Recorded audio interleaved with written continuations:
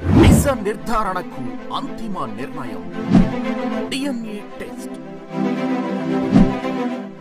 ఉన్నది ఉన్నట్లుగా వాస్తవాలను శోధించి వివరించే మన డిఎన్ఏ టీవీ, మన రాష్ట్రం, మన ఛానల్. నమస్కారం. ఆంధ్రప్రదేశ్ ప్రభుత్వం, ఎన్డీఏ ప్రభుత్వం ప్రత్యేకంగా ఆంధ్రప్రదేశ్ కు సంబంధించినటువంటి పూర్తి స్థాయి బడ్జెట్ ప్రవేశపెట్టింది. ఈ బడ్జెట్ ఏ విధంగా ఉంది, ప్రజలకు ఏ విధంగా మేలు చేకూరుతుంది అనే అంశానికి సంబంధించి మనతో మాట్లాడేందుకు ఆంధ్రప్రదేశ్ మంత్రివర్యులు కొల్లు రవీంద్ర గారు, ఎక్సైజ్ అండ్ మైనింగ్ శాఖ మంత్రులు ఉన్నారు. వారిని అడిగి మనం తెలుసుకుందాం. నమస్కారం సార్. నమస్కారం సార్, ఎట్లా ఉంది సార్?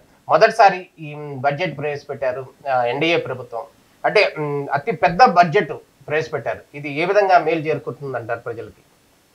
ఇది ఆంధ్ర రాష్ట్ర పునర్నిర్మాణం కోసం పునాదిగా మనం చెప్పుకోవచ్చు. అలాగే ఆంధ్రప్రదేశ్ రాష్ట్ర ప్రజల ఆకాంక్షలకు తగిన విధంగా ఈ బడ్జెట్ ఉందని చెప్పి ఖచ్చితంగా మనం చెప్పవచ్చు. ఎందుకంటే రాష్ట్ర విభజన జరిగిన తర్వాత ఆనాడు 2014లో గౌరవ ముఖ్యమంత్రిగా చంద్రబాబు నాయుడు గారు బడ్జెట్ని 5 సంవత్సరాలు కూడా పెట్టడం, ఆ నిధులన్నీ కూడా సక్రమంగా వినియోగం చేయటం, రాష్ట్రం కూడా అన్ని విధాలా కూడా పురోభివృద్ధిలోకి ముందుకెళ్ళింది. 5 సంవత్సరాలు రాష్ట్రాన్ని అస్తవ్యస్తం చేశారు. కేటాయింపులు ఉంటాయి, ఖర్చులు లేవు, అప్పులు చేశారు, ఎక్కడా కూడా అభివృద్ధి అనేది లేదు. కానీ గౌరవ ముఖ్యమంత్రి గారు నిన్న ఫైనాన్స్ మినిస్టర్ గారు ప్రవేశపెట్టినటువంటి బడ్జెట్లో అటు సంక్షేమానికి, ఇటు పారిశ్రామిక విధానానికి, అదేవిధంగా అభివృద్ధి కార్యక్రమాలకి సమపాళ్లుగా మరి అక్కడ ఏర్పాటు చేయడం అనేది రాష్ట్రం ఖచ్చితంగా, ఎందుకంటే పేద వర్గాలు ఉంటాయి, పేద వర్గాలతో పాటు మధ్యతరగతి వర్గాలు ఉంటాయి, అలాగే ధనిక వర్గాల్లో ఇండస్ట్రీస్ కానీ ఇలాంటి కొన్ని సెక్టార్స్ ఉన్నాయి. అవి కూడా గత ప్రభుత్వంలో కుదేలైపోయినాయి. తిరిగి మళ్ళీ ఆయన్ని కూడా పునర్నిర్మాణం చేసుకోవాల్సిన అవసరం ఉంది. దానికోసమే ఇవాళ ఎస్సీ, ఎస్టీ, బీసీ, మైనార్టీ వర్గాలకి బడ్జెట్లో పెద్దపీట వేయటం, అట్లాగే సర్వీస్ సెక్టర్ కూడా దీంట్లో పెద్దపీట వేయటం, ఇండస్ట్రియల్ ప్రమోషన్ కానీ రాష్ట్ర నిర్మాణం కానీ, ఇది సంపూర్ణంగా ఆంధ్ర రాష్ట్రానికి రాబోయే 5 సంవత్సరాలకి ఒక పునాదిగా మనం ఈ బడ్జెట్ని చెప్పుకోవచ్చు. ఈ బడ్జెట్ అంటే మనం ఇప్పుడు 3,22,359 కోట్లు ఇచ్చారు కదా. అంటే వీళ్ళు అనేది ఏంటంటే, వస్తున్నటువంటి విమర్శలు ఏంటంటే, బడ్జెట్ మాత్రం ఫుల్గా ఉంది, కానీ ఖజానాలో డబ్బులు మాత్రం నిల్లు ఉన్నాయి. కాబట్టి ఎటువంటి డబ్బులు లేవు, అంటే రెవెన్యూ లోటు కావచ్చు, లేకపోతే ఆర్థిక లోటు అంశాలు ఉన్నాయి, అప్పులు అనేవి భారీగా ఉన్నాయి. కానీ అప్పుల్ని చెప్పకుండా మాత్రం ఇన్ని ఇస్తామని చెప్పి భారీగా బడ్జెట్ ఇచ్చారు. ఇది ఆచరణ సాధ్యం కాదేమో అని విమర్శలు వస్తున్నాయి. ఈ విమర్శ చేయటానికి ఏముంది, ఏదైనా చేస్తారు. విమర్శతో మాకు పని లేదు.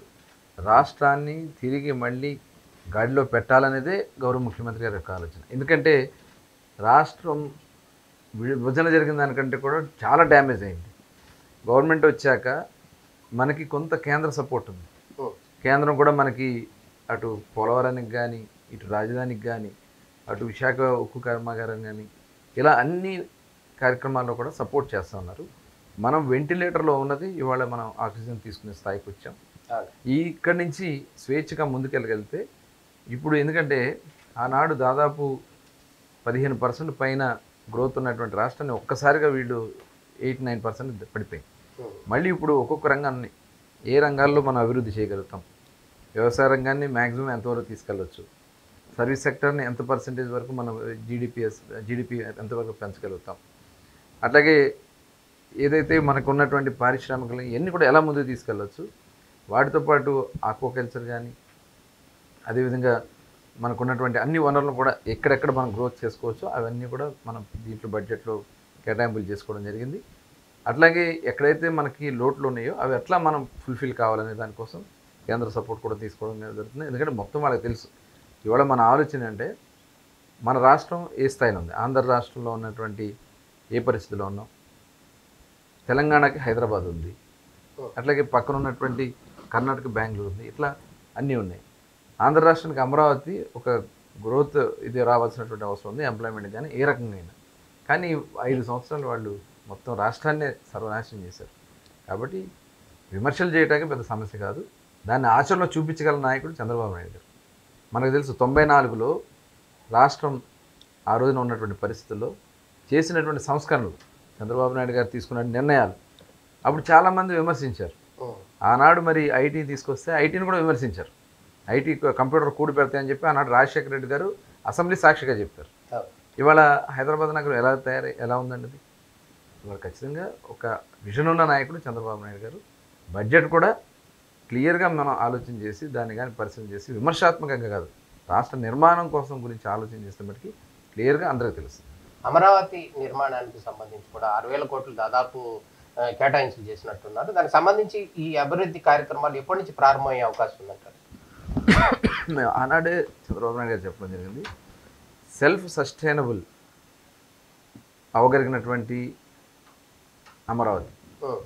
అమరావతి తన నిధులు తను తెచ్చుకోగలరు, సొంతంగా ఆర్థికంగా వనరులు తెచ్చుకోగలిగిన కెపాసిటీ అమరావతికి ఉంది. కానీ ఒక ఉద్దేశపూర్వకంగా ప్రాంతాలని పెట్టి 3 ప్రాంతాలు 3 రాజధానులు అని చెప్పి జగన్మోహన్ రెడ్డి గారు 5 సంవత్సరాలు సర్వనాశనం చేశారు. ఇవాళ మళ్ళీ అమరావతికి వెలుగొస్తుంది. అమరావతికి మన రాష్ట్ర బడ్జెట్ నుంచి కొంత కేటాయింపులు చేసిన మ్యాక్సిమం ఇప్పుడు 50-60 వేల కోట్ల రూపాయలు వర్కులకి త్వరలోనే టెండర్లో ఫైనల్ కాకపోతున్నాయి. అవన్నీ కూడా చేసుకుంటూ 2 సంవత్సరాల్లో అక్కడ ఫుల్ఫిల్గా అటు కొత్త అన్నీ కూడా చేసుకునే సెక్రటేరియట్లు అన్ని కొత్త బిల్డింగ్స్ కానీ అన్నీ కానీ కంప్లీట్ అవుతాయి. ఖచ్చితంగా మళ్ళీ అమరావతి గురించి మనం ఎక్కువగా ఆలోచించాల్సిన అవసరం లేదు. అమరావతి ఈ రాష్ట్రానికి నిధులు సమకూర్చగలిగినటువంటి అద్భుతమైన నగరంగా తయారు కాబోతుంది. ప్రధానంగా కనుక గమనించినట్లయితే ఎన్నికల హామీలో ఇచ్చినటువంటి తల్లికి వందనం కావచ్చు, లేకపోతే నిరుద్యోగ భృతి కావచ్చు, బీసీలకు ఇచ్చేటటువంటి 50 సంవత్సరాలకు సంబంధించినటువంటి పెన్షన్ కావచ్చు, వీటన్నిటికి సంబంధించిన నిధులు కేటాయింపు ఏ విధంగా జరిగింది సార్? అదే ఇప్పుడు అంటే అన్నీ ఒకసారిగా చేయాలన్నా కూడా ఇటు సంక్షేమం ఆగకూడదు, ఇటు అభివృద్ధి ఆగకూడదు, ఇటు ఎంప్లాయీస్ జీతాలు ఆగకూడదు. కాబట్టి అన్నీ ఒక్కొక్కటి దశల వారీగా చేసుకుంటూ వస్తున్నాం. ఇవాళ విమర్శ చేయటాకే ఉంది, ఎన్నైనా చెప్తారు. కానీ ఇవాళ రాగానే ఎవ్వరూ ఇవ్వనట్టు ఈ రాష్ట్రం ఈ దేశంలో ఏ రాష్ట్రం కూడా ఇవ్వనంత పెన్షన్లు ఇవ్వడం మనం ఇస్తున్నాం. 64 లక్షల మందికి పెన్షన్లు ఇస్తున్నాం. ప్రతి నెల దాదాపు 2,900 కోట్లు ఖర్చు అవుతుంది. అంటే 33,000 కోట్లు ప్రతి సంవత్సరం పెన్షన్లకే ఖర్చు అవుతుంది. ఎందుకంటే వృద్ధులు వాళ్ళు పనులు చేసుకోలేకపోతా ఉన్నారు, వితంతువులు ఉన్నారు, వాళ్ళందరికీ కూడా 4,000 ఇస్తున్నాం. అట్లాగే వికలాంగులకి 6,000 ఇస్తున్నాం. 100% బెడ్ రిడన్ అయిపోతే వాళ్ళ పని వాళ్ళు చేసుకోలేరు కాబట్టి వాళ్ళకి సపోర్ట్గా వేరే వాళ్ళు ఉండాల్సి వస్తుంది. కాబట్టి వాళ్ళకి 15,000 రూపాయలు ఇస్తున్నాం. ఇట్లా పెన్షన్లకి ఇవ్వడం జరుగుతుంది. అలాగే మొన్న గ్యాస్ సిలిండర్ కూడా దాదాపు 90 లక్షల మందికి గ్యాస్ సిలిండర్ అందించడం జరిగింది. 90 లక్షల మందికి ప్రతి సంవత్సరం 3 గ్యాస్ సిలిండర్లకు దాని ప్రకారం గ్యాస్ సిలిండర్లు ఇస్తున్నాం. అట్లాగే త్వరలోనే ఇది తల్లికి వందనం వాళ్ళు ఏం చేశారో చూసాం. ఇవాళ అంతమంది పిల్లలు అంతమందికి ఇవ్వడానికి తల్లికి వందనానికి దానికి కూడా బడ్జెట్లో కేటాయింపులు చేసుకోవడం జరిగింది. రేపు మే నెలలో వాళ్ళ డబ్బులు తల్లి అకౌంట్లోకి పడబోతూ ఉన్నాయి. అట్లాగే బస్సు సౌకర్యం ఇవన్నీ కూడా ఆలోచన చేసుకుని ప్రధానంగా ఏదైతే రైతుకు సంబంధించినటువంటి దానికి కూడా అన్నదాత సుఖీభావ కింద వారికి కూడా 20,000 రూపాయలు ఇవ్వాలని పెట్టుకున్నాం. కేంద్రం కూడా మరి వాళ్ళ ఇది కూడా ఉంటుంది కాబట్టి దాంతో కలిపి 20,000 రూపాయలు ఇవ్వడానికి కూడా నిర్ణయించుకున్నాం. అవి ఇవ్వడం కూడా జరుగుతుంది. ఇట్లా అన్నీ సూపర్ 6లో ఇచ్చినటువంటి అన్నీ ఇవ్వబోతా ఉన్నాం. అలాగే ఇంకా మిగతా కార్యక్రమాలను కూడా చేసుకుంటూ ముందుకెళ్ళడానికి దశల వారీగా చేసుకెళ్ళాలి. ఎందుకంటే రాష్ట్రం అప్పులు చేసుకుంటూ వెళ్ళి వాళ్ళు వడ్డీలు కూడా కట్టలేని పరిస్థితికి వచ్చేసి, కానీ కేవలం అప్పును తగ్గించడానికి కూడా ఈ సంవత్సరం బడ్జెట్లో రూపకల్పన చేసుకోవడం జరిగింది. అదే కాకుండా ఇన్నోవేషన్, మనం ఏదన్నా కొత్త ధనాన్ని తీసుకురావాలంటే వాళ్ళని ప్రోత్సహించడానికి కూడా గౌరవ ముఖ్యమంత్రి గారు దాదాపు 2,000 కోట్లు దీంట్లో పెట్టడం జరిగింది. దానివల్ల రాష్ట్ర ప్రయోజనాలు పెరుగుతాయి, ఉపాధి అవకాశాలు పెరుగుతాయి, ఆటోమేటిక్గా రాష్ట్ర అభివృద్ధి ఖచ్చితంగా ముందుకెళ్ళిపోతాం. ఇప్పుడు ప్రధానంగా బీసీలకి సంబంధించి గత ప్రభుత్వంలో బీసీలకి అన్యాయం జరిగిందని మీరే చెప్పారు చాలా సందర్భాల్లో. ప్రజెంట్ బీసీలకి సంబంధించి ఎటువంటి కేటాయింపులు జరిగినాయి సార్? బీసీలకి దాదాపు 48,000 కోట్ల పైనే కేటాయింపు జరిగింది. ఇవాళ హౌసింగ్ కూడా ఏ రకంగా అయితే నిన్న ముఖ్యమంత్రి గారు డిస్కషన్ వచ్చారు, అది కొద్దిగా ఫైనల్ రూపం అవ్వడానికి అవకాశం ఉంది. 50,000 రూపాయలు అదనంగా ఇస్తూ ఉన్నారు ఎస్సీ ఎస్టీలకి. ఆ రకంగా బీసీలకు కూడా ఇవ్వడానికి కూడా ఆలోచన చేస్తూ ఉన్నారు. అది కూడా వస్తే ఇంకా ఎవరు గతంలో ఏ ప్రభుత్వం చేయని విధంగా మరి ఈ కార్యక్రమాలు చెబుతున్నాం. బడ్జెట్లో కూడా దాదాపు 49,000 కోట్ల రూపాయలు బడ్జెట్లో కేటాయింపు చేయడం జరిగింది. గత ప్రభుత్వంలో చూసాం కేటాయింపులు చూపించేవాళ్ళు 1 పైసా ఖర్చు పెట్టాలి బీసీలకి. ఇవాళ కేటాయింపు చేయటం, తద్వారా కార్పొరేషన్స్ ఉన్నాయి, కార్పొరేషన్ నిధులు సపరేట్గా ఏ కార్పొరేషన్ అందించడం, వాళ్ళని వాళ్ళకి హ్యాండ్ హోల్డ్ ఇచ్చి వాళ్ళని పైకి తీసుకురావాలని లక్ష్యంగా పెట్టున్నాం. ఏదో 5,000 ఇచ్చాం 10,000 ఇచ్చాం అనేది కాకుండా వాళ్ళకి హ్యాండ్ హోల్డింగ్ ఇచ్చి వాళ్ళకి ఆర్థిక సహాయం చేసి పీపీపీ 4P ఏదైతే ఉందో P4లో వాళ్ళందరినీ కూడా వాళ్ళ చేప పెట్టడం కాదు, చేప పట్టడం నేర్పిస్తే ఆ కుటుంబాలు బాగుపడతాయి అనేది బాబు గారి యొక్క జగన్మోహన్ రెడ్డి గారు చెప్పారు. అదే ఇప్పుడు ఆయన చెప్పాడు ఏమైంది, మత్స్యకారుల పరిస్థితి ఏమైంది. అసలు అందరికీ కూడా ఫీడింగ్ కాదు, ఆ ఫీడ్ని తయారు చేసుకున్న కెపాసిటీ ఇస్తే వాళ్ళు 10 మందికి ఉపాధి కల్పిస్తారు, వాళ్ళు వాళ్ళ కాళ్ళ మీద వాళ్ళు నిలబడతారు. మత్స్యకార భరోసాకి మత్స్యకారులకు సంబంధించి గతంలో మీరు హామీ ఇచ్చారు, ప్రజెంట్ ఏ విధంగా కేటాయింపులు చేశారు గారు, అదేవిధంగా పెన్షన్లు ఎప్పటి నుంచి ఇవ్వబోతున్నారు? ఎందుకంటే ఫస్ట్ టైం మత్స్యకారుల కోసం ఏదన్నా స్కీమ్స్ చేసిందంటే తెలుగుదేశం పార్టీ. అప్పుడు ఆదరణ స్కీమ్ కింద 10% వాళ్ళు కట్టుకుంటే వలలు బోట్లు ఆ రోజున పెద్ద ఎత్తున వాళ్ళకి అందించడం జరిగింది. మొపైడ్లు ఇచ్చారు, అలాగే వాళ్ళకి వ్యాన్లు ఇచ్చారు. కేంద్ర స్టేట్స్ అండ్ సెంట్రల్ సపోర్ట్తో చాలా స్కీమ్స్ ఆ రోజున అమలు చేసినటువంటి పరిస్థితులు ఉన్నాయి.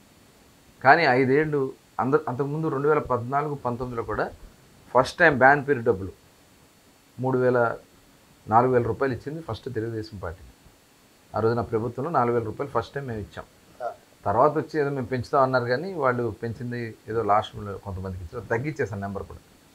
అట్లాగే 50 సంవత్సరాలకి వేట చేసుకోవడానికి సముద్రంలోకి ఎలాంటి ఇబ్బంది పడుతున్నారని 50 సంవత్సరాలకి పెన్షన్ ఇచ్చింది కూడా ఆనాడు తెలుగుదేశం ప్రభుత్వమే. ఇవాళ మళ్ళీ గౌరవ ముఖ్యమంత్రి చంద్రబాబు నాయుడు గారు 10,000 రూపాయలది 20,000 రూపాయలకి ఇవాళ మత్స్యకార భరోసా ఇవ్వడానికి మరి నిన్న బడ్జెట్లో కేటాయింపులు కూడా దాదాపు 450 కోట్లు కేటాయించారు. మనస్ఫూర్తిగా వారికి ధన్యవాదాలు. అదే కాకుండా ఇంకా ఏదైతే స్కీమ్స్ ఉన్నాయి, ఎన్ఎఫ్డిబి అని, ఇలా కేంద్ర ప్రభుత్వం ఎంపెడా అని, ఇలాంటి కొన్ని స్కీమ్స్ ఉన్నాయి. ఆ డిపార్ట్మెంట్స్ కూడా కొంత కేంద్రం చేసుకుని స్టేట్ గవర్నమెంట్కి కూడా మ్యాచింగ్ ఇచ్చి ఆ యూనిట్స్ కానీ వాళ్ళతో పెట్టించగలిగితే వాళ్ళు ఖచ్చితంగా వాళ్ళ కాళ్ళ మీద వాళ్ళు డెవలప్ అవుతారు. ఆ ప్లానింగ్ గవర్నమెంట్ చేస్తాం. ప్రధానంగా ఈ పోర్ట్లకి సంబంధించి, పోర్ట్ల అభివృద్ధికి సంబంధించి కూడా ప్రతిపాదనలు ఏమైనా జరిగిందా? మచిలీపట్నం పోర్ట్ అనేది ఎప్పటి నుంచో కూడా పెండింగ్లో ఉంది, ఇంకా కొంతవరకు ప్రాసెస్లో ఉన్నట్టు, దానికి సంబంధించి ఎటువంటి అభివృద్ధి జరిగే అవకాశం ఉంది? ఒక్క మచిలీపట్నం పోర్టే కాదు, ఇవాళ మనకి రామాయంపట్నం, అట్లాగే మనకి శ్రీకాకుళం జిల్లాలో ఇవన్నీ కూడా పోర్ట్స్ అన్నీ కూడా గౌరవ ముఖ్యమంత్రి గారు చాలా ఫాస్ట్గా తీసుకెళ్తున్నాం. అలాగే మచిలీపట్నం పోర్ట్ వచ్చి ఆల్రెడీ దానికి మాకు లోన్ ఉంది కాబట్టి అది ఆ రోజున ఎస్క్రో అకౌంట్లో ఉండడం వల్ల ఆ అమౌంట్తోనే ఇప్పుడు ఫాస్ట్గా మనం చేయగలిగితే 1 year లోపే ఆ పోర్టు ఆపరేషన్స్లోకి వస్తాయి.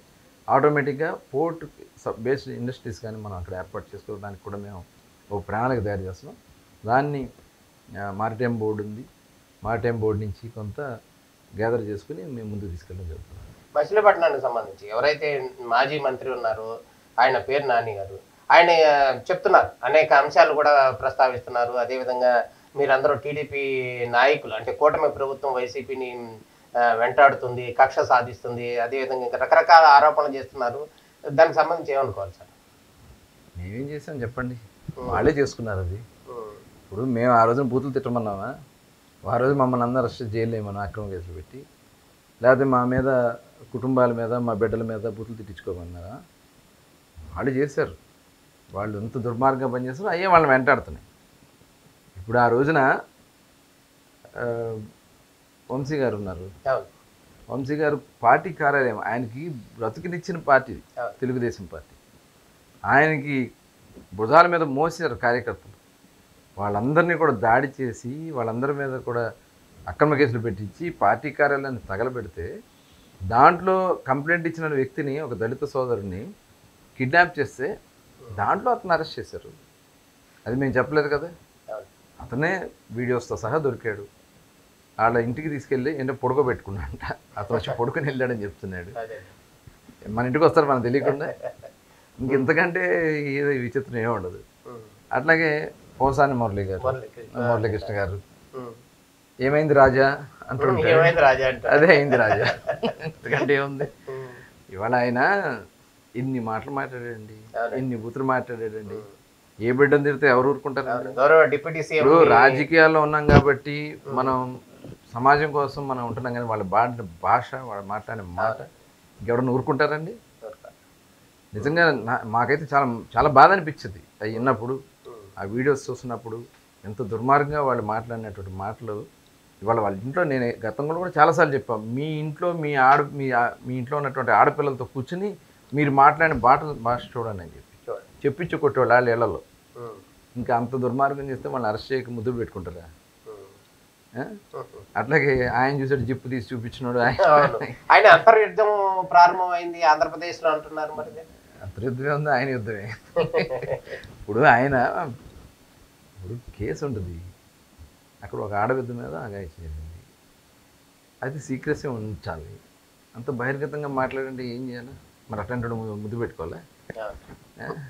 కాబట్టి చట్టం ప్రకారం పనులు చేసుకుంటూ వెళ్తా ఉంటే ఇలాంటి సంఘ విద్రోహ శక్తులు వీళ్ళంతా, ఇలాంటిది ఇంకా ఎప్పుడు రాకూడదు భవిష్యత్తులో. ఎప్పుడు కూడా ఏ తల్లికి, ఏ చెల్లికి, ఏ ఆడబిడ్డకి రాష్ట్రంలో అవమానం జరగకూడదు అనేది మా కూటమి ప్రభుత్వం యొక్క లక్ష్యం.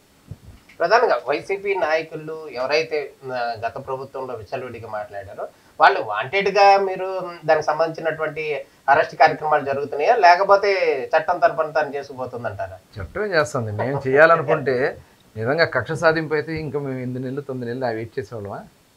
వచ్చిన 2వ నెల 1st నెలలోనే తీసుకెళ్ళి ఒక్కొక్కరిని తాట తీయించేసేవాళ్ళం. లేదు మా కార్యకర్తలు చూడండి అంటే వాళ్ళే చూసేసేవాళ్ళు. కానీ మేము అలా చేయలే ఎక్కడ కూడా. మేము చట్ట ప్రకారం చేయమని చెప్పి. మీ రెడ్ బుక్లో ఇంకేమన్నా కొన్ని పేర్లు ఉన్నాయా సార్? ఇంకా త్వరలో అరెస్ట్ కాబోయేవాళ్ళు? మాకు రెడ్ బుక్ ఏం లేదు, వాళ్ళే నిద్రాహారాలు మానేసి ఫోబియా అయిపోయింది ప్రతి వాళ్ళకి కూడా. జగన్ దళాలు లేస్తేనే రెడ్ బుక్ అయిపోయింది తప్ప రెడ్ బుక్ ఏముంది? ప్రజలు ఇచ్చినటువంటి పేర్లే, మేమేమి రెడ్ బుక్ పెట్టి మేము రాసింది కాదు. ఆనాడు లోకేష్ గారు పాదయాత్ర చేస్తూ ఉంటే అక్కడ ప్రజల నుంచి తీసుకొచ్చి ఆ రెడ్ బుక్లు పుస్తకాలు ఇచ్చి పేర్లు ఇచ్చి మీరు నోట్ చేయండి అని చెప్పి ఇచ్చిన బుక్కే రెడ్ బుక్. అది ఎవరైతే వాంటెడ్గా చేసినటువంటి పరిస్థితులు ఉన్నాయో వాళ్ళందరూ కూడా వాళ్ళ నిద్ర పట్టట్ల, వాళ్ళు చేసిన తప్పిదాలు అలా తెలుస్తున్నాయి కాబట్టి వాళ్ళు నిద్ర పట్టక రెడ్ బుక్ రాజ్యాంగం అన్నాడు. రాజారెడ్డి రాజ్యాంగం మీరు నడిపారు, మాకు అవసరం లేదు. మేము అదే చేయాలనుకుంటే చెప్పే కదా 1-2 నెలల్లోనే మొత్తం ఫినిష్ చేసేవాళ్ళం. అట్లా మా బాబు గారు ఆలోచన ఉండదు, మా పార్టీకి ఆలోచన లేదు, మా యువ నాయకుడు కూడా ఆలోచన లేదు. ప్రధానంగా ఆంధ్రప్రదేశ్ ముఖ్యమంత్రి నారా చంద్రబాబు నాయుడు గారు, అదేవిధంగా డిప్యూటీ సీఎం పవన్ కళ్యాణ్ గారు, వీరిద్దరూ కూడా కాంబినేషన్లో చాలా సక్సెస్గా ముందుకు వెళ్తున్నారు. ఇది అంతా జరిగిన విషయం. అయితే మొన్న తాజాగా జరిగిన కొన్ని సంఘటనల్లో ఏదో డిప్యూటీ సీఎం గారు ఏదన్నా అలకబూనారేమో, లేకపోతే ఏదో చిన్న మనస్పర్ధలు ఉన్నాయేమో అనేటటువంటి రామర్స్ వస్తున్నాయి సార్. అటువంటిది నిజమే అంటారా? అది ఏమి లేదండి, అట్లాంటిదంతా ఆయన కొద్దిగా బిజీగా ఉండి ఆయన కొద్దిగా హెల్త్ బాగోక అలా ఉంది తప్ప ఆయన మొన్న కూడా మాట్లాడారు కదా క్లియర్గా, మా ఇద్దరిది ఈ రాష్ట్ర భవిష్యత్తు కోసం మేము కలిసే ముందుకెళ్తాం, కలిసే పనిచేస్తాం. కాబట్టి దాని గురించి అసలు ఆలోచనే లేదు. ఊరికే కొంతమంది బయట సృష్టించాలని ప్రయత్నం చేయడం తప్ప చాలా మా కలయిక చాలా స్ట్రాంగ్గా ఉంది. ఈ రాష్ట్ర భవిష్యత్తు కోసం అందరం కలిసి ముందుకెళ్తాం. బీజేపీ సపోర్ట్ ఉంది కదా, ఇక్కడ పవన్ కళ్యాణ్ గారు ఆయన కూడా చాలా సమన్వయం చేస్తారు. ఎందుకంటే చెప్పేవాళ్ళు ఉంటారు వెనక, అటు వాళ్ళకి చెప్పేవాళ్ళు ఉంటారు, మధ్యలో పొలాలు పెట్టేవాళ్ళు చాలామంది ఉంటారు. అసలు అవన్నీ గురించి ఆలోచించాలి. ఈ రాష్ట్రం మేము ఒక లక్ష్యంగా పెట్టుకున్నాం. ఇప్పుడు గతం నుంచి కూడా అంటే మిగతా మంత్రుల విషయం పక్కన పెడితే మీరైతే యువ మంత్రిగా ఉన్నటువంటి నారా లోకేష్తో ఇప్పటి నుంచో మీరు కలిసి ప్రయాణం చేస్తున్నారు. మీరు గడిచిన 5 సంవత్సరాల నుంచి కానీ అప్పుడు ముందు కానీ ఇప్పుడు ప్రజెంట్ కానీ లోకేష్ గారి వ్యవహారం కానీ మాట తీరు కానీ ఎట్లా ఉందని అనుకుంటారు? అంటే మీరు చాలా దగ్గరగా చూశారు లోకేష్ గారు మిగతా మంత్రుల కంటే. సో మీకు ఎట్లా అనిపిస్తుంది సార్? ఆయన లోకేష్ గారు చాలా పాజిటివ్గా చాలా నేర్చుకోవాలని, చంద్రబాబు నాయుడు గారు ఏ రకంగా అయితే నిరంతర విద్యార్థిని ఆయన ఎలా చెప్తారు, లోకేష్ గారు కూడా ఈ రోజు నుంచి ముందు నుంచి కూడా ప్రతిదీ నేర్చుకోవడం, భాషలో ముందుకెళ్ళటమే కాకుండా ఎలా ముందుకు చేస్తే రాష్ట్ర భవిష్యత్తు బాగుంటుంది, ఎలాంటి కంపెనీలు వాళ్ళు చూసాం, ఎన్ని కంపెనీలు మనకు వస్తూ ఉన్నాయి. మెటల్ వాళ్ళతో మాట్లాడితే వైజాగ్లో దాదాపు 1,85,000 కోట్ల రూపాయల దగ్గర వాళ్ళు అక్కడ గ్రీన్ హైడ్రోజన్ ఎనర్జీ కానీ అట్లాగే స్టీల్ ప్లాంట్ వాళ్ళు ముందుకు వస్తూ ఉన్నారు. ఇలాంటి అనేక కంపెనీలు, ఐటీ కంపెనీలు, చాలా పరిణితి చెందినటువంటి నాయకుడిగా ఆయన ముందుకెళ్తున్నారు. అదే కాకుండా పార్టీని కూడా సమర్థవంతంగా, మరి గతంలో ఏదైతే కార్యకర్తల రక్షణ కోసం ఏ రకంగా నిధి పెట్టారో చూసాం, అట్లాగే ఇప్పుడు కూడా పార్టీ నిర్మాణం కింద నుంచి కూడా పార్టీ నిర్మాణాన్ని ఎవరైతే నిజంగా కష్టపడ్డారో కార్యకర్తలు పార్టీ కోసం ఎలక్షన్స్లో ఎంత వర్క్ చేశారో ఎప్పటికప్పుడు ఇన్ఫర్మేషన్ తెచ్చింది. గతంలో ఏంటంటే మాకు పార్టీ ఆఫీస్కి వచ్చి రికమెండేషన్ లెటర్లు కట్టలు పడితే అవును. ఎక్కువ కట్టుంటే ఎక్కువ వస్తుంది అనే ఆలోచన ఉండేది. ఇవాళ కట్టంతో సంబంధం లేదు. ఎవరు ఇంటి దగ్గర కూర్చున్నా, ఎందుకంటే మనకు తెలుసు చంద్రబాబు నాయుడు గారు కూడా గతంలో ఆయన అందరినీ బ్యాలెన్స్ చేసేవాళ్ళు. ఇంకా దీన్ని పాలిష్గా లోకేష్ గారు ఇంకా బాగా తీసుకెళ్తున్నారు. ఎవరైతే కష్టపడతా ఉన్నారో వాళ్ళు ఇన్ఫర్మేషన్ తెప్పించుకున్నారు, వాళ్ళని ఏ స్థాయిలో నిలబెట్టాలనేది వాళ్ళు ఆ ప్లేస్లో పొజిషన్ ఇవ్వాలని లక్ష్యంగా పెట్టుకున్నాం. అట్లాగే రేపు నామినేట్ పోస్టులు అన్నీ కూడా ఆ రకంగా ఫిల్ చేయాలని, నామినేట్ పోస్టులతో పాటు బ్యాంక్స్ అయితే ఉన్నాయో, మార్కెట్ యార్డ్స్ ఉన్నాయో అన్ని సామాజిక వర్గాన్ని బ్యాలెన్స్ చేయటం, అన్ని వర్గాలకు ఎవరు పార్టీ కోసం అంకిత భావంతో పనిచేస్తారో వాళ్ళని కూడా సముచిత స్థానంలో కూర్చోబెట్టాలనే లక్ష్యంతో పనిచేస్తారు. చాలా మెచ్యూర్డ్గా చెప్పాలంటే రోజు రోజుకి ఆయనలో కొత్తదనం కనబడుతుంది. యువగళానికి ముందు ప్రారంభించి తర్వాత యువగళం తర్వాత గతంలో మంత్రిగా కూడా చేశారు, ఇప్పుడు కూడా మంత్రిగా ఉన్నారు. అంటే ఇప్పుడు ఎట్లా ఉంది సార్ బ్యాలెన్స్, ఎట్లా ఉంది అప్పటికి ఇప్పటికి కంపారిజన్ ఎట్లా అనుకోవచ్చు? అంటే అంతకుముందు కూడా చంద్రబాబు నాయుడు గారిని బట్టి కానీ, ఎన్టీ రామారావు గారిని బట్టి కానీ ఆయనలో లీడర్షిప్ క్వాలిటీస్ చాలా ఉన్నాయి. దాంతోపాటు ప్రజల మీద కొంత అవగాహన ఉంది. కానీ ఫీల్డ్లో తిరిగారు కాబట్టి స్వయంగా ఆయన చూశారు ఈ బిడ్డ ఎలా ఉన్నారు, ఎవరు ఏ పొజిషన్లో ఉన్నారు, ఏ కులాలు, ఏ మతాలు, వాళ్ళ ఇబ్బందులు ఏంటి, అవన్నీ కూడా పూర్తిగా అవగాహన కలగడం. ఆయన కూడా చాలా శ్రమపడి ఆయన చేసిన పాదయాత్ర మామూలు పాదయాత్ర కాదు నిజంగా. ఎందుకంటే ఫీల్డ్లో మేము చూసాం కాబట్టి ఆయన ప్రతిదీ కూడా క్షుణ్ణంగా తెలుసుకుని దాన్ని ప్రభుత్వంలో ఈరోజు ముందుకు తీసుకెళ్లే దానికోసం కూడా ఆ పాదయాత్ర ఖచ్చితంగా ఉపయోగపడిందని చెప్పచ్చు. అంటే మనం కనుక గమనించినట్టు తాజాగా దావోస్లో ఒక మంత్రి గారు, ఈ సపోర్టెడ్ మంత్రి గారు కాబోయే ఫ్యూచర్ సీఎం లోకేష్ అంటూ కూడా ఒక అనౌన్స్మెంట్ చేశారు. అది కాక మొన్న మధ్య కూడా చంద్రబాబు గారు ఉన్న సందర్భంలోనే కొంతమంది లీడర్లు ఉప ముఖ్యమంత్రి కావాలి లోకేష్ అంటూ కూడా కొన్ని వాళ్ళ ఆశాభావం కావచ్చు, లేకపోతే ఏదైనా కావచ్చు, వాళ్ళు ఏదో చెప్తున్నారు. ఇది ఏమన్నా కొంత ఫ్లక్చుయేషన్స్ వచ్చే అవకాశం ఉందా? రెండోది, నిజంగా ఈయన సూపర్ శక్తిగా మంత్రిగా కూడా ఉన్నారు, భవిష్యత్తు ఎలా ఉండబోతుంది లోకేష్ గారు? చంద్రబాబు నాయుడు గారు ఉన్నారు, పార్టీ అంతర్గతంగా తీసుకోవాల్సిన నిర్ణయాలు ఉంటాయి. అట్లాగే ప్రజలు కోరుకున్నప్పుడు అది ఆటోమేటిక్గా ఎవరు ఏంటనేది పార్టీలో కూడా మేము నిర్ణయించుకుంటాం, అది ఆటోమేటిక్గా జరుగుతుంది. దాని గురించి ఇప్పుడు అవసరం లేదని మేము భావిస్తా ఉన్నాం. ఖచ్చితంగా మా అందరి లక్ష్యం ఒకటే, బాబు గారు ఏదైతే ఆలోచనతో ఒక విజన్తో 2047 మనకి ఇచ్చారు, ఆ లక్ష్యాలు మాకు ఇచ్చినటువంటి బాధ్యతలు నిలబెట్టాలనే లక్ష్యంతో అందరం పనిచేస్తాం. భవిష్యత్తులో మాత్రం మంచి భవిష్యత్తు ఉంటుందంటారా లోకేష్ గారికి? ఇంకా అనుమానం ఏంది? భవిష్యత్తు ఆంధ్ర రాష్ట్ర భవిష్యత్తు ఇవాళ కూటమి ప్రభుత్వం మీద ఉంది, లోకేష్ గారి మీద ఉంది, చంద్రబాబు నాయుడు గారి మీద ఉంది, పవన్ కళ్యాణ్ గారి మీద ఉంది, మా యావత్ పార్టీ మీద ఉంది, ప్రభుత్వం మీద ఉంది. అందరం కలిసి పనిచేయాల్సినటువంటి అవసరం ఉంది. ఆ రకంగానే ముందుకెళ్తే పేదరికం లేని సమాజం నిర్మాణం చేయాలి. అలాగే మధ్యతరగతి ప్రజలకి సంబంధించి ఇవాళ వాళ్ళు కూడా చాలా నిరాశ నిస్పృహలతో ఉన్నారు, వాళ్ళని కూడా ఏ రకంగా మనము వాళ్ళని అప్గ్రేడ్ చేయాలనేది కూడా మేము లక్ష్యంగా పెట్టుకుని పనిచేస్తాం. ఇప్పుడు ఎవరైతే కూటమి ప్రభుత్వం మీద ప్రజలందరూ కూడా ఎంతో హోప్ పెట్టుకున్నారు, వారి ఆశలకు అనుగుణంగా ప్రజెంట్ ఉన్నటువంటి నాయకులు కావచ్చు, లేకపోతే ప్రభుత్వం కావచ్చు అందుబాటులో ఉందని అనుకోవచ్చా? గతంలో కంటే కూడా ఇప్పుడు ప్రజలకి కొంచెం దగ్గరగా ఉందా? అంటే కార్యకర్తలకు కూడా, ప్రజలకే కాదు తెలుగుదేశం పార్టీనే ఫస్ట్ మొట్టమొదటి నుంచి అన్నగారు పార్టీ పెట్టిన దగ్గర నుంచి కూడా జవాబుదారీగానే ఉన్నాం. అలాగే ప్రజల నుంచి వచ్చినటువంటి కార్యక్రమాలనే మేము మహానాడులో డిస్కస్ చేసుకుని, మహానాడు ద్వారా పార్టీలో డిస్కస్ చేసుకుని, ప్రభుత్వంలో డిస్కస్ చేసుకుని అమలు చేయడం జరిగేది. కాబట్టి అది ప్రజలు ఆకాంక్షలు తగిన విధంగా మేము చేసుకునేవాళ్ళం.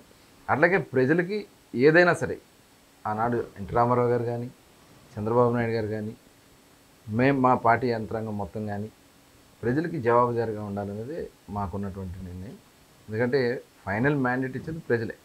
కాబట్టి ఆ రకంగానే మేము ముందుకెళ్తున్నాం, ఆ రకంగానే ముందుకెళ్ళబోతున్నాం. ఇక మొత్తానికి బడ్జెట్ ఎట్లా ఉందని అనుకోవచ్చు సార్? ఓవరాల్గా అన్ని వర్గాలకి సమన్వయం చేకూరుస్తుందని అనుకోవచ్చా మనం? ఖచ్చితంగా. ఇప్పుడు బడ్జెట్ కేటాయింపులే కాకుండా ఏది అవసరాలు ఉన్నా కూడా భవిష్యత్తులో చేసుకోవడానికి ప్రభుత్వం దగ్గర ముఖ్యమంత్రి గారు నిర్ణయాలు తీసుకున్న అధికారాలు ఉన్నాయి. కాబట్టి ఎక్కడా కూడా బడ్జెట్ పెట్టిన విధానం కూడా చాలా బాగా ప్రజెంట్ చేయడం జరిగింది, అన్నిటిని కూడా టచ్ చేయడం కూడా జరిగింది, అన్ని వర్గాలను టచ్ చేయడం జరిగింది, అన్ని రంగాల్ని టచ్ చేయడం జరిగింది. కాబట్టి ఇది ఒక బెస్ట్ ప్రజల ఆకాంక్షలు తగిన విధంగా ఏర్పడినటువంటి బడ్జెట్గా నేను తెలియజేస్తాను. ఇప్పుడు క్రికెట్లో అయితే కనుక మనం గమనించినట్లయితే క్రికెట్లో 11 ప్లేయర్స్ ఉంటారు. అదేవిధంగా మీరు అధికార ఎన్డీఏ కూటమి అయితే కనుక సూపర్ 6లు కొడుతుంది. కానీ ఫీల్డ్లో ఉండాల్సినటువంటి 11 మెంబర్స్ మాత్రం అసెంబ్లీలో ఉండట్లేదు. వారు లేకుండా మీరు ఇట్లా 6లు కొడుతున్నారు. వాళ్ళు ఏదో ప్రతిపక్ష హోదా అడుగుతున్నారు. మరి మీరేమో ఇవ్వట్లేదు ఎందుకని సార్? మేము ఇచ్చేది ఏముంది, ప్రజలే ఇవ్వాలి ఆయనకి. ఇప్పుడు దానికి ఒక రాజ్యాంగం ఉంది. రాజ్యాంగంలో ఇంత పర్సంటేజ్ సీట్లు వచ్చిన వాళ్ళకి ప్రతిపక్ష హోదా ఇవ్వడం అనేది జరుగుతుంది. అది మేం చేసింది కాదు కదా, రవి గారు. కాబట్టి ప్రజలు వాళ్ళని నీకు అనవసరం, నీకు ఇచ్చింది నీది ఈ స్థాయి అని చెప్పారు. సరే, ఆ స్థాయిలో ఏదైనా కానీ ఇవాళ గతంలో మనం చూసాం, వేరే వేరే పార్టీలు చూసాం, ఈ రకంగా తప్పించుకొని పారిపోయేవాడిని ఎక్కడ చూడాల. భారతదేశ చరిత్ర మొత్తం తీయండి. భారతదేశ చరిత్రలో ఇవాళ 1 సీట్ వచ్చినా 2 సీట్లు వచ్చినా అసెంబ్లీకో పార్లమెంట్కో వెళ్ళి వాళ్ళు అక్కడ పోరాడి లేకపోతే ప్రజల సమస్యల మీద చర్చించడం జరిగింది. అది రాకుండా పారిపోయారంటే ఏమనాలి అని?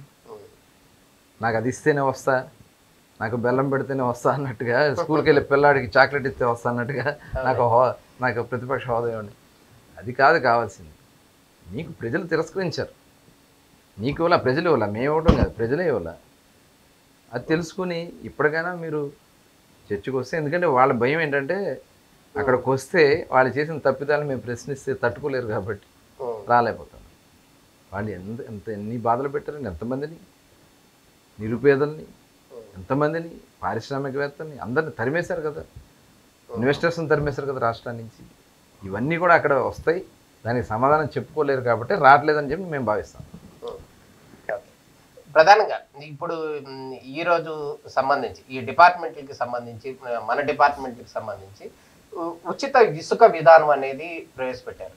గత ప్రభుత్వంలో ఇసుక అనేది చాలా కష్టంగా ఉండేది, బంగారం లాగా కొనుక్కోవాల్సిన పరిస్థితి ఉండేది. కానీ ప్రస్తుతం ఇసుక ఫ్రీ చేశారు. దాని మూలంగా ప్రజల నుంచి ఎటువంటి రెస్పాన్స్ వస్తుంది సార్? చాలా బాగుంది. ప్రజలైతే చాలా రేట్ తగ్గుతుంది, అందుబాటులో ఉంది.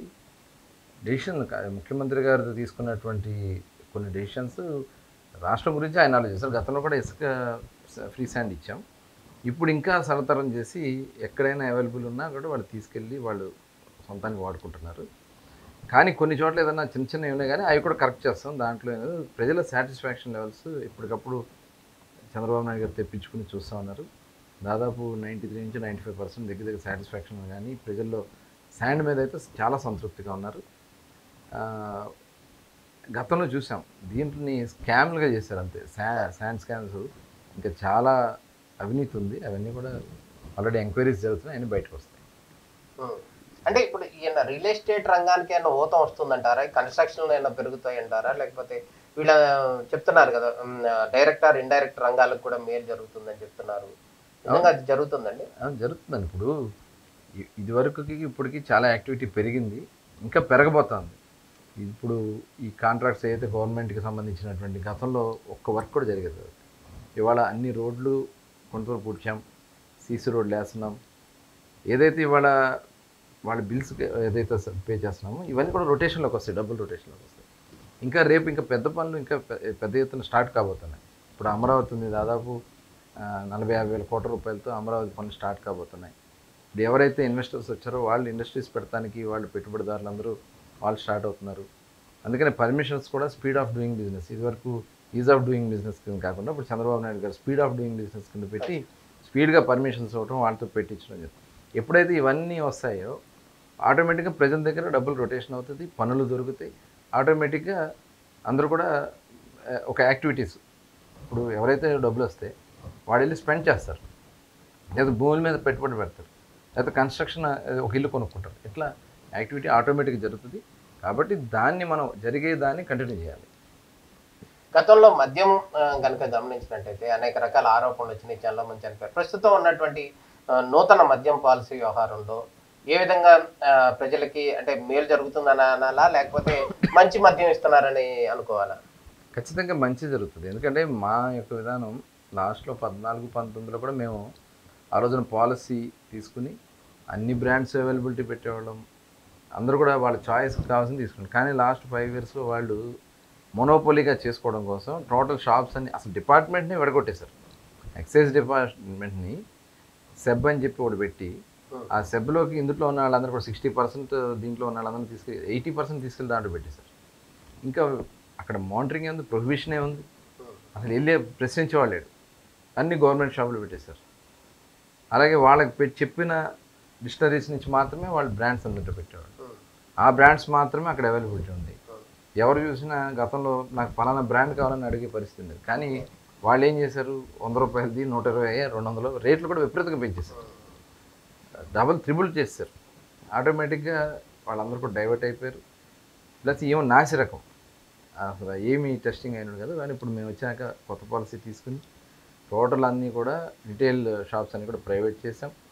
అట్లాగే టోటల్ ఎక్సైజ్ డిపార్ట్మెంట్ కూడా మొత్తం సబ్ క్యాన్సిల్ చేసి తీసుకొచ్చి ఎక్సైజ్ డిపార్ట్మెంట్ కింద పెట్టి వాళ్ళు మొత్తం కూడా మానిటరింగ్ చేయడానికి అవకాశం కల్పించాం. అట్లాగే అన్ని బ్రాండ్స్ దాదాపు 150 బ్రాండ్స్ వచ్చినాయి. ఇంకా కమిటీ చేసాం. వాళ్ళు కొత్త బ్రాండ్స్ ఏది వచ్చినా సరే పక్క రాష్ట్రాలు దొరికే ప్రతి బ్రాండ్ కూడా మన దగ్గర ఉంది, ఇంకా అదనంగా కూడా ఉన్నాయి. అలాగే ప్రతి బ్యాచ్ కూడా మేము టెస్ట్ చేస్తాం. ప్రతి బ్యాచ్ కూడా 12 రకాలైన టెస్టులు చేసాం. గతంలో వాళ్ళు ఓన్లీ ఆల్కహాల్ పర్సంటేజ్ ఎంత ఉందో మాత్రమే, ఆ స్ట్రెంత్ ఎంత ఉందో మాత్రమే టెస్ట్ చేసేవాళ్ళు. ఇప్పుడు మేము 12 రకాలైనటువంటి టెస్టులు చేస్తున్నాం. వాళ్ళకి కెమికల్స్ ఉన్నాయా, మినరల్స్ ఉన్నాయా, ఏ స్థాయిలో ఉన్నాయి, మొత్తం అన్నీ కూడా డీటెయిల్డ్గా యాసిడ్స్ ఉన్నాయి ఏమున్నాయని కూడా టోటల్ టెస్ట్ చేస్తున్నాం. కాబట్టి నాణ్యమైంది ఆల్ బ్రాండ్స్ అవైలబిలిటీలో ఉన్నాయి. ధరలు కూడా పక్క రాష్ట్రాలతో ఈక్వల్గా సరసమైన ధరలకు ఇస్తున్నాం. అదే కాకుండా 99 రూపీస్ పేద ప్రజలకు కూడా అఫోర్డబుల్ లిక్కర్, క్వాలిటీ లిక్కర్ ఇవ్వడానికి కూడా అది కూడా ఇస్తున్నాం. కాబట్టి అందరూ కూడా ఇవాళ దాన్ని ఎక్కడ కూడా మాకు దాని మీద విమర్శలు అయితే లేవు. ఇప్పుడు గతంలో ఆన్లైన్ పేమెంట్స్ లేవు, మీ ప్రభుత్వం వచ్చిన తర్వాత ఆన్లైన్ పేమెంట్స్ ఇస్తున్నారు. ఏంటి సార్ కారణం? గతంలో ఆన్లైన్ పేమెంట్స్ లేకుండా తీసుకున్న జరిగిన లావాదేవీలకు సంబంధించి ఆ డబ్బులన్నీ ఎక్కడికి పోయినాయి? దాని మీద ఏదో విచారణ కూడా స్టార్ట్ చేస్తున్నారు. ఏం జరుగుతుంది? సిబిసిఐడి ఎంక్వైరీ జరుగుతుంది. అలాగే సిట్ కూడా చేశారు. సిట్ కూడా దీని మీద మధ్య విధానం ఏదైతే చేశారో వాళ్ళ దానికి సిట్ ఉంది.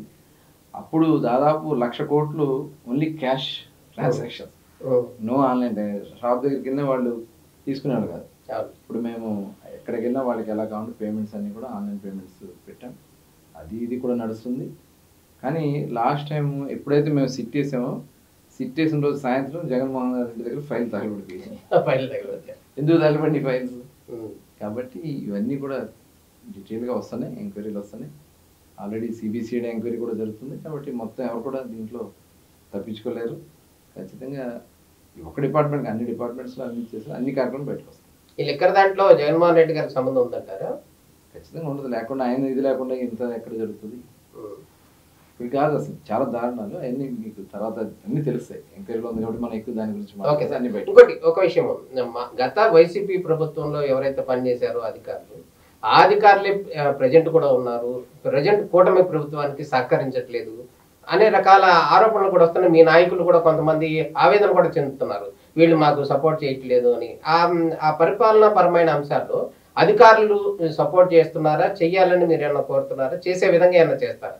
అంటే కొంతమంది ఉండొచ్చు, కొంతమంది ఉండొచ్చు, కానీ మ్యాక్సిమం అందరూ చేస్తారు. మనకు తెలిసినంత వరకు అధికారులు అందరూ కూడా యాజ్ పర్ రూల్ వెళ్ళాలనే దీంట్లో మేము కూడా యాజ్ పర్ రూల్కి వెళ్ళడానికి మేము కూడా వెళ్తూ ఉంటాం. కాకపోతే లాస్ట్ గవర్నమెంట్లో చాలా కొంతమంది బ్యాడ్గా వ్యవహరించారు. ఎవరైతే బాగా బ్యాడ్గా వ్యవహరించి ప్రజల్ని ఇబ్బంది పెట్టారో వాళ్ళందరూ కూడా సైడ్ ట్రాక్లో వాళ్ళందరినీ కూడా ఎక్కడెక్కడ పెట్టాలో అక్కడే పెట్టడం జరిగింది. ఇంకా ఎవరన్నా ఇలా వ్యవహరిస్తే మటుకు వాళ్ళ మీద కూడా వాళ్ళని ఎలా ఉంచాలో, ఎక్కడి వరకు వాళ్ళని ఉపయోగించుకోవాలో అంతవరకు ఉపయోగించుకోవడం జరుగుతుంది. ఓవరాల్గా కనుక మనం గమనించుంటే ఈ 9 నెలలు అంటే 9 నెలల పాలనలో కూటమి ప్రభుత్వం మీద ఎన్నో ఆశలు పెట్టుకున్నటువంటి ప్రజలు ప్రభుత్వాన్ని ఎన్నుకున్నారు. చంద్రబాబు నాయుడు ముఖ్యమంత్రిగా, డిప్యూటీ సీఎంగా పవన్ కళ్యాణ్, అదేవిధంగా మీరు అందరినీ ఎన్నుకున్నారు. ఈ నేపథ్యంలో వారి ఆశలకు అనుగుణంగా పరిపాలన జరుగుతుందా? ఇప్పుడు ఈ 10 నెలలు జరిగిందని భావించాలా, రాబోయే రోజుల్లో కూడా జరుగుతుందని ఆశించాలి? ఖచ్చితంగా. ఎందుకంటే వాళ్ళ గతంలో బయటకు వచ్చి మాట్లాడాలంటే భయపడేవాళ్ళు, ఫోన్లో భార్యాభర్తలు మాట్లాడుకోవాలని భయపడేవాళ్ళు. ఎందుకంటే ఎవడ ఈ ఫోన్ ట్యాప్ చేస్తాడో తెలియదు, స్వేచ్ఛగా బయటకు వచ్చి తిరిగే పరిస్థితి లేదు. ఇవాళ అందరూ హ్యాపీగా ఉన్నారు. సంక్షేమ కార్యక్రమాలు కూడా ఇవాళ దశల వారీగా అన్నీ కూడా అందుకుంటూ వస్తున్నాయి. ఇప్పుడు హౌసింగ్ కూడా పెద్ద ఎత్తున చేపట్టబోతున్నాం. అట్లాగే ఇవాళ ఇన్వెస్ట్మెంట్స్ వస్తున్నాయి. ఇవాళ నిరుద్యోగ యువత కోసం 16,000 దగ్గర 16,400 పోస్టులు మనం మెగా డిఎస్సి కండక్ట్ చేస్తాం. త్వరలోనే ఆ పోస్టులన్నీ కూడా ఇవ్వబోతున్నాం. అట్లాగే ఈ పెన్షన్స్ కానీ రేషన్ కానీ అట్లాగే మిగతా సంక్షేమ కార్యక్రమాలు అన్నీ కూడా ఒకటొకటి దశల వారికి అన్నీ కూడా చేసుకుంటూ వెళ్తున్నాం. కాబట్టి ప్రజలందరూ కూడా హ్యాపీగానే ఉన్నారు, స్వేచ్ఛగా ఉన్నారు. రాబోయే ఇంకా స్టార్టింగ్లోనే ఉన్నాం. ఇంకా రాబోయే కాలంలో చాలా ఫాస్ట్గా స్పీడ్గా ఆంధ్ర రాష్ట్రం ముందుకెళ్ళిపోతాం. ఒక ఫైనల్ ఒక మాట చెప్పండి. ఎవరైతే కూటమి అభ్యర్థి ఉన్నారో ఆలపాటి రాజాకి సంబంధించినటువంటి గెలుపు అవకాశాలు ఎలా ఉన్నాయంటారు? 90% ఓట్లు ఆలపాటి రాజా గారికి పోయింది. దాంట్లో ఎటువంటి అనుమానం లేదు. ఆలపాటి రాజేంద్ర ప్రసాద్ గారు ఒక మంచి క్యాండిడేట్ అనేది ప్రజల్లోకి వెళ్ళింది. అట్లాగే కూటమి ప్రభుత్వం మీద పూర్తి నమ్మకం, విశ్వాసం రాష్ట్ర ప్రజలకు. కాబట్టి చాలా అద్భుతమైన గెలుపు. పోలింగ్ కూడా గతంలో ఎప్పుడు ఇంత పోలింగ్ జరగలే. ఇంత పర్సంటేజ్ 50% దాటితే గగనం అయిపోయేది. ఇది ఎమ్మెల్సీ ఎలక్షన్స్లో, గ్రాడ్యుయేట్స్ ఎలక్షన్స్లో. అలాంటిది దాదాపు 70% దగ్గర పోలవడం అనేది ఇది నిజంగా ఒక రికార్డు. కాబట్టి ఎక్కువ మెజార్టీ, అతి ఎక్కువ మెజార్టీతో ఆలపాటి రాజేంద్ర గెలుస్తున్నారు. థ్యాంక్ యూ సార్, చాలా విషయాలు మాట్లాడారు. ధన్యవాదాలు.